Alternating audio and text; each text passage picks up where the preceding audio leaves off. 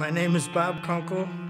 I was blown up in Vietnam in June of '68.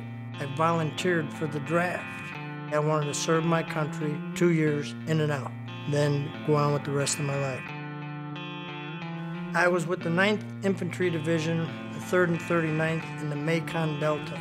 And the best recollection is I was injured by what they refer to as a Chi-Com Claymore.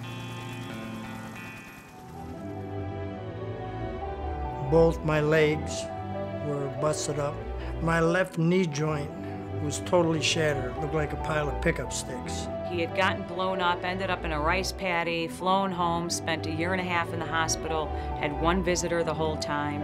I had no direction, no counseling, and so it was very easy to develop destructive habits, whether it be alcohol or drugs. And I looked in the mirror and I decided that if I wasn't here, a grand total of 0 people would miss me, and I decided to change. I got involved in martial arts, and my path crossed with Jerry Halligan. I said, well, sure, why not? We'll start with Jujitsu because I had experience with children with disabilities and being able to adapt situations for them. And from that, we began our Jujitsu training. He's got the leg brace, and he walks with a slight limp, and all of a sudden, he steps on the mat, and he's moving like a normal person would move. His ability and his skills on the mat are tremendous. I still do not understand how he can do a lot of what he does, not having a joint on one side. At the present time, with the American Judo and Jiu-Jitsu Federation, I'm a 4th degree black belt. That's a Yodan. He never let the labels or the conditions set by anybody else to stand in his way. It's just his will. In '02, I was watching TV, and there was an event in Washington.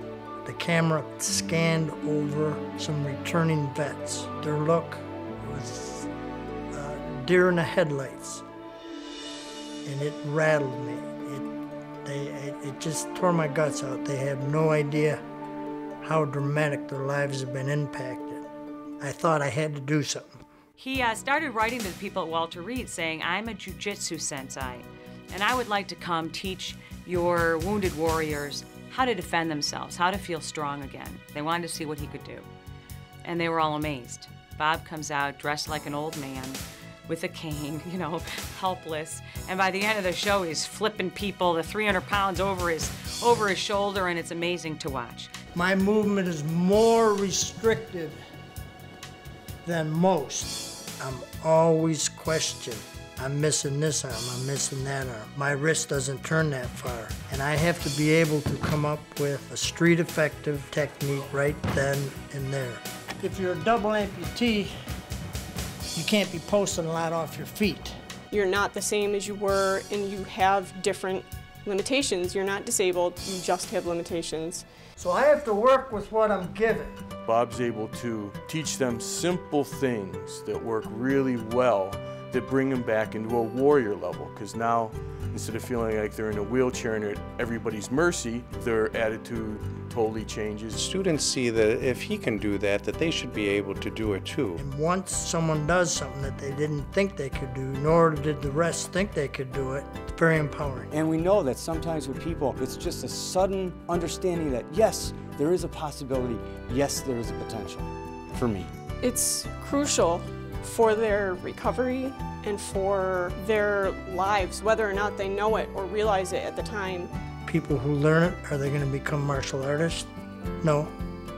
But because they took this step and did something they never thought they could do, perhaps they'll take the next step and they'll go back to school or start thinking about other opportunities. Bob's relationship with the soldiers is unique because he's able to connect on them in a level that most people can't. It's easy for all of us to say, you can do it! You know, you can use those prosthetics and you can get back into a life and get a job. How do I know that? Bob's legitimacy is in the fact that he knows exactly what that soldier's going through. His whole life he has been in pain in one way or another, and he has found a way to take that pain and say, okay, I can use this to help these guys. It never ceases to amaze me that there are true patriots still around in this country, and Bob Kunkel deserves all the honor and all the praise that we can heap on him. He feels like it's his continuing duty for the country, and we love him for it. Think of the circumstances, my history, the twists and turns my life has gone through, and look what I'm allowed to do today. That's a true privilege.